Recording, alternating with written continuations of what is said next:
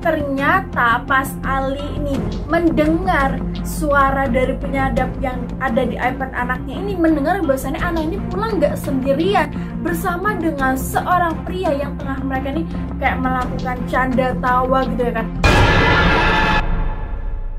Halo everyone, welcome back to my YouTube channel. Kembali lagi tentunya sama aku Agnes yang akan mengajak kalian tentunya nih untuk ngebahas kisah-kisah horor, misterius, kriminal, dan juga terkonspirasi.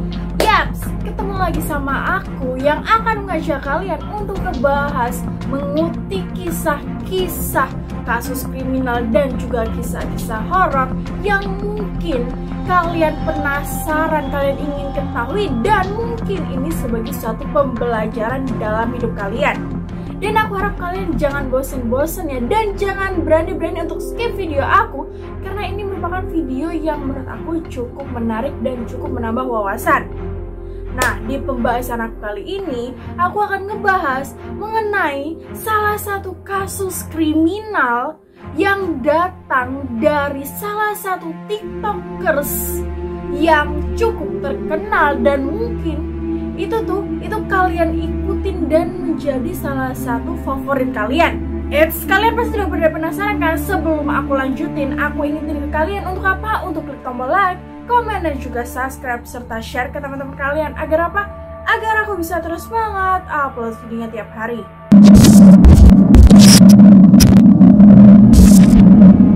Yaps, TikToker yang aku maksud adalah Ali Nazar Abu Laban. Usianya 29 tahun dan beliau tinggal di San Diego, Amerika Serikat. Namun si Ali ini terkenal dengan julukan Jin Kid sesuai dengan user ataupun nama dari akun TikTok milik dirinya, dan pengikut dari TikToknya sendiri ataupun followersnya sendiri itu udah hampir 1 juta followers. Wow, berarti dirinya ini salah satu TikToker yang cukup banyak disukain dan diminati gak sih? Secara pengikutnya itu udah hampir 1 juta lebih. Dan untuk karya-karya ataupun dirinya ini memposting video-video di TikTok dirinya ini kayak melakukan sebuah impression, yakni terhadap artis-artis papan atas ataupun rapper-rapper, atau juga dimana dirinya ia melakukan seperti impression yang seperti kita tahu lah ya.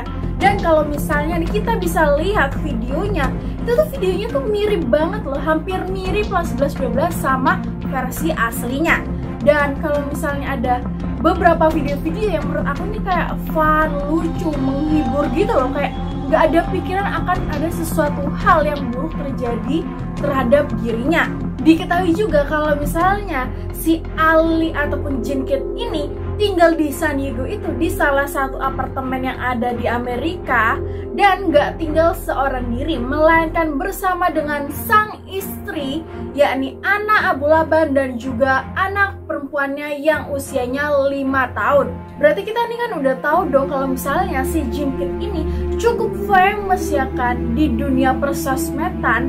Namun ternyata kebahagiaan ataupun pancaran senyuman yang Jin Kid tampilkan di sosmed itu berbanding terbalik atau berbeda jauh dengan kehidupan versi aslinya. Dimana diketahui dari pengakuan sepupu Jin Kid ini atau Ali ini, pengakuan dari sepupunya ini mengatakan bahwasannya sifat ataupun sikap dari Ali ini berbeda jauh dari apa yang ditampilkan Ali di sosmed, yang kayak dia joget-joget having fun, melakukan impression, dan juga melakukan hal-hal yang lucu. Itu tuh berbanding terbalik, kayak itu tuh sebenarnya bukan versi Ali yang sebenarnya. Dimana pengakuan dari sepupunya tuh mengatakan bahwasanya Ali ini tipe anak yang introvert dan juga tipe anak yang cukup insecure.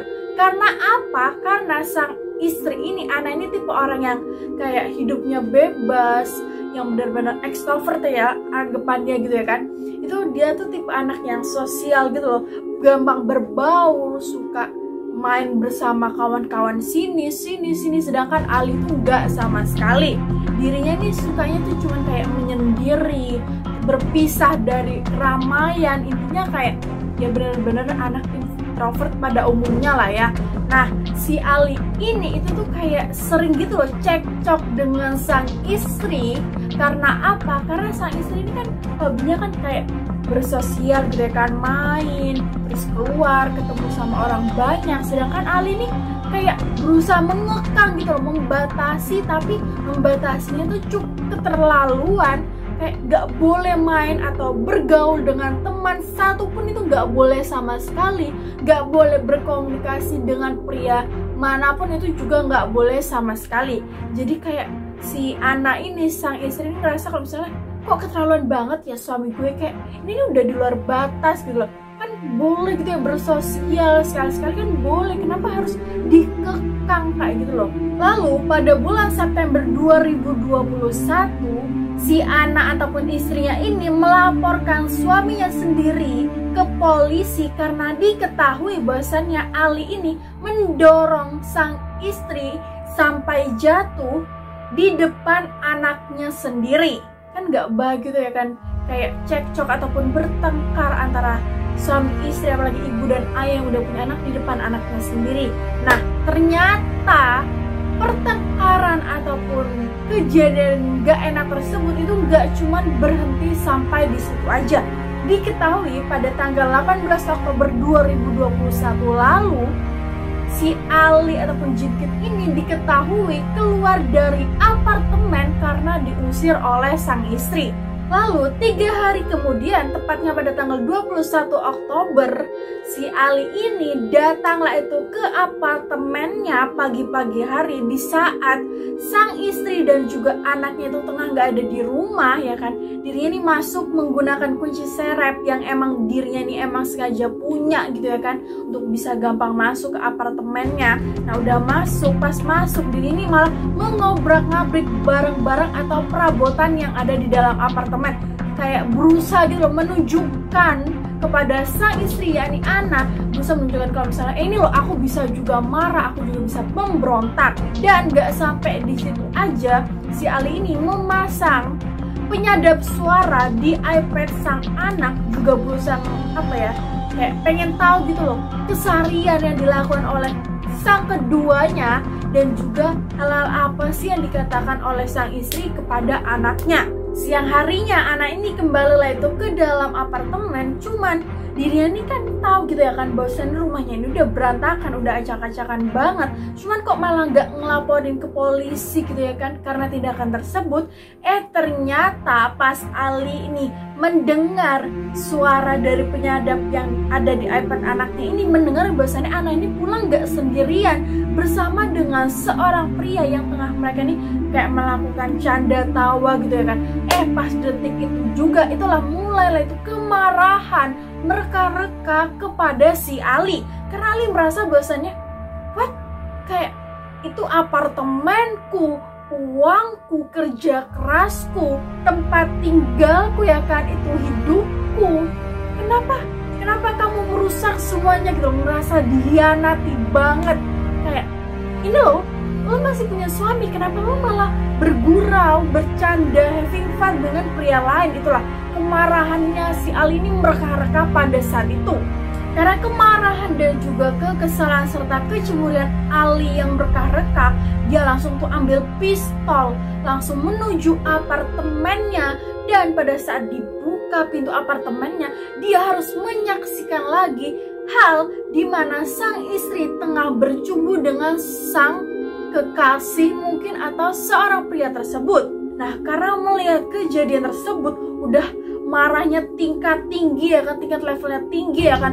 Pada saat itu juga Ali ini langsung menembak tanpa basa-basi, tanpa membicarakan apapun, langsung menembak sang cowok ini sebanyak 3 kali tembakan dan juga terhadap sang istri sebanyak 1 kali tembakan.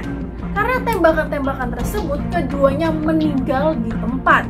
Setelah menembak keduanya, si Ali ini langsunglah itu bergegas untuk menjemput sang putri pulang dari sekolah ya kan, tanpa kayak ada perasaan bersalah atau kayak berusaha gimana gitu, enggak, tapi langsung berusaha pergi gitu ya kan, dengan membawa pistol ya, dengan ya kayak membawa pistol tanpa ada beban. Nah, setelah menjemput sang anak, gak lama kemudian Ali ini ditangkap oleh pihak kepolisian. Karena apa?